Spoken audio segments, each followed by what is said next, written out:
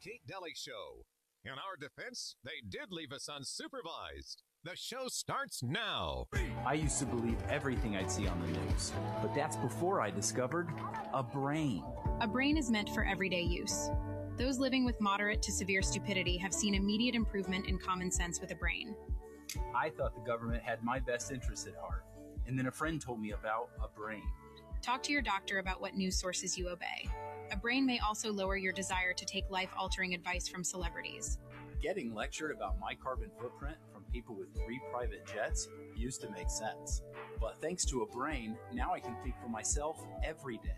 When my disregard for 3rd grade biology began to flare up, I knew it was time for a brain. Do not try a brain if you're allergic to a brain. Common side effects may include accountability, discernment, homeschooling your kids, a better understanding of economics, awareness of the stupidity of socialism, and diarrhea. For tethering yourself to reality, the only no-brainer is choosing a brain. Ask your doctor if a brain is right for you. For more information, visit tryabrain.com. I got my brain. Did you get yours? I take it twice a day. I love that commercial. Mm-hmm. I used to believe the government until I got a brain. Oh, gosh, I love it. Welcome to the show. So much to talk about. I can't wait to talk about some of these things that we haven't really talked about on the show. We bring on the fabulous, and Klaus Schwab talk, the fabulous, Dr. Duke Pesta. How are you? Hi, I'm doing well. How are you guys? Good. So I can't wait to pick your brain on the Olympics. There are a couple of things we need to talk about. The stolen valor. We need to talk about all kinds of stuff coming up in this hour. But let's start off with the man that won the gold medal in the women's category. His name is literally I-Man. Amani. It's I-M-A-N. I-Man. He's literally telling us he's a man. Anyway, what's your take on everything? Can't wait. Well, I mean, the gaslighting. I mean, you have the officials of the Olympics telling you that chromosome tests now mean nothing. Right. Literally, the IOC is arguing.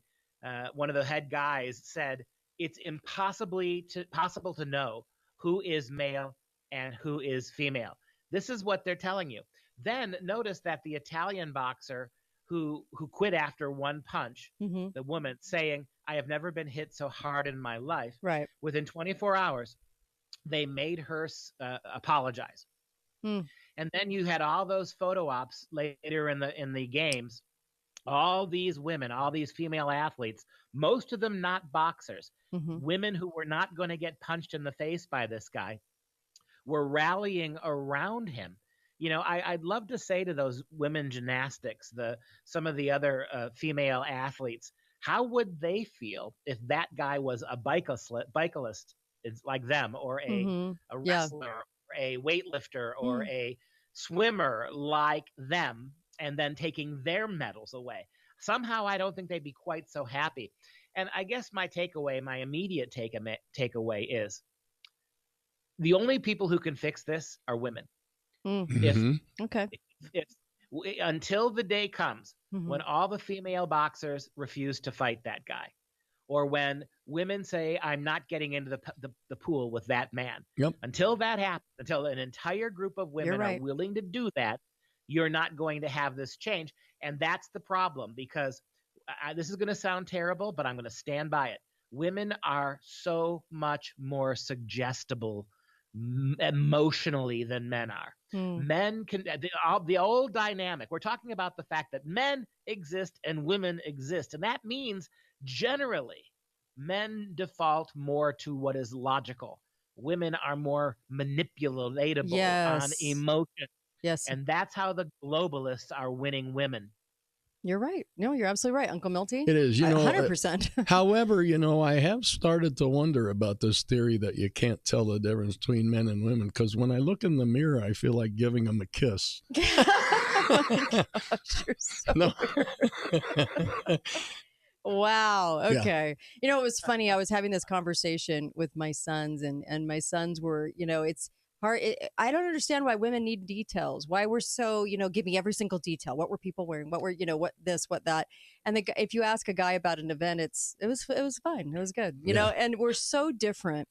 And yet we try to cater to each other. And that's what makes it work, is we try to understand each other and work together. And that's what makes us be a good team. But never, ever were we supposed to be replacing women with men and replacing men with women. Ever, ever. We're supposed to work together. And there are only two genders. Uncle Milty? If you're emotion-based like women are, the fear of losing something affects you more. Yeah. If you tell a man, hey, shave your beard or you're going to lose your job, he says, adios, I'll get another job. Mm-hmm. If you tell a woman something along those lines, like you have to wear a longer skirt or something, they're all worried now. Am I going to lose my job? Should I wear a longer skirt? Interesting. Yeah. All right. Uncle, Dr. All this is being done in the name of equity. Mm-hmm. So they then, if we're going to play this game, they should force women onto men's teams. Because right now you're allowing men into women's, right? Mm-hmm. And that's the fundamental inequality that they don't see, the equity crowd. Right. You're putting much more physically dominant men to play with girls. Well, okay, then you need, if you want real equality, take less qualified women and force them to play on men's teams. Right. I mean, seriously, at least two of the basketball players of the 12 on the American basketball team should have been women. Yeah. Right. Right. And they should be required to play them. Right. And do that across the board then. And yes, will that destroy sports? That's the point. Because it's men playing women, that's equity. Right. So just because the women won't compete as well as the men, force the men to have to play with them.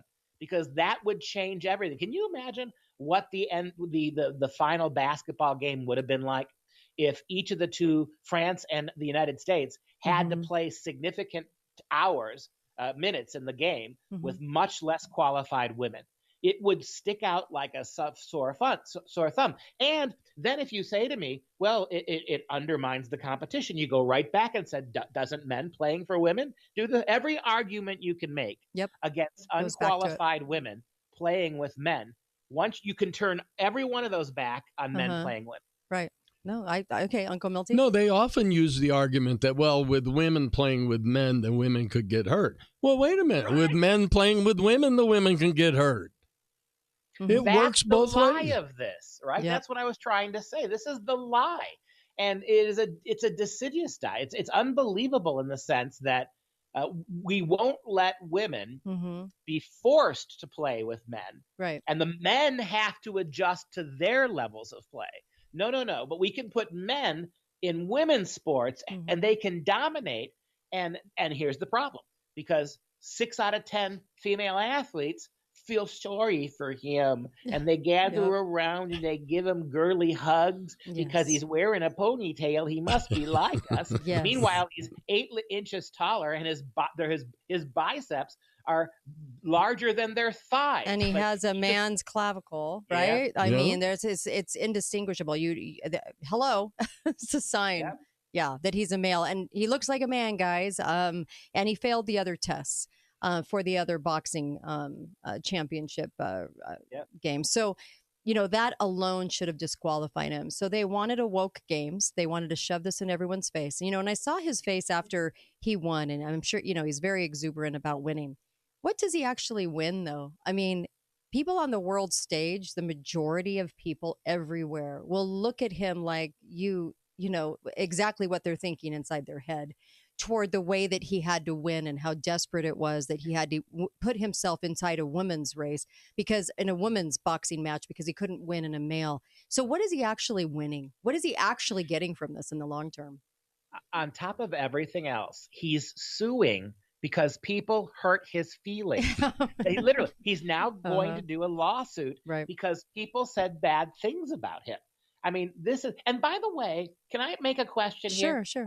Hey, Islam. Hello. Knock, knock, knock. Hey, Muslim countries where you keep your women locked up and you keep them in their little garments over their faces and they can be stoned for talking to men who aren't their husbands. And in places like Saudi Arabia, women can be arrested for talking to men who aren't their husbands. How are you letting a man into the harem I mean, I thought the only way men could play with women is if you cut their penises off. Eunuchs, right? Right. The garters of the harem. Right. So, hey, Islam, while you're busy trying to kill Jewish babies, how about you have something to say about an Algerian boxer beating up your women? Yep. Square that circle from me. 97% of their population in Algeria is Sunni Islam. And you're exactly right. They're silent on this, as silent as the women out there are when men do this to their own women's sports, to the empowerment, quote unquote, of women. Go ahead, Milton. And because of this silence, every event the world has that is done on a world stage, we're now going to see this kind of crap. Yep. And instead of jihad, we need pee-pee-had, right? Get the penises out of my girls, our daughters, our mothers, our sisters, sporting events, out of their showers. I mean, some dude walks into a woman's bathroom and shower in most Muslim countries. It's not going to end well for the man.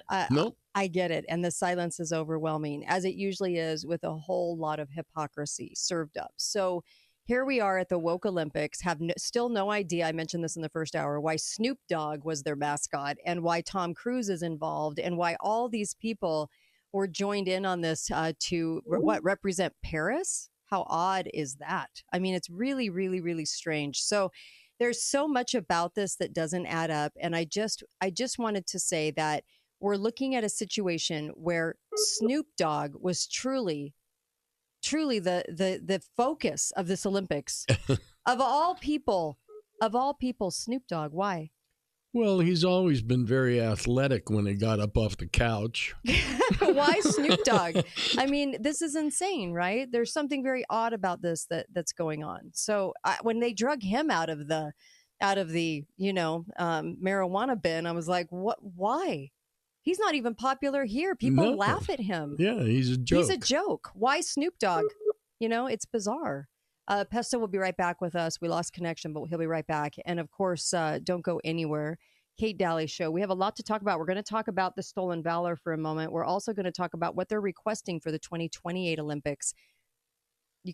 You almost can't believe some of this stuff. Yeah, they're going to try to get away with, but given the timing, I can imagine that we'll be pretty far up that lie that they'll be able to get away with doing it. When we mention it, when we come back, we'll be right back. Kate Daly Show. We'll take your call-ins too. Be right back.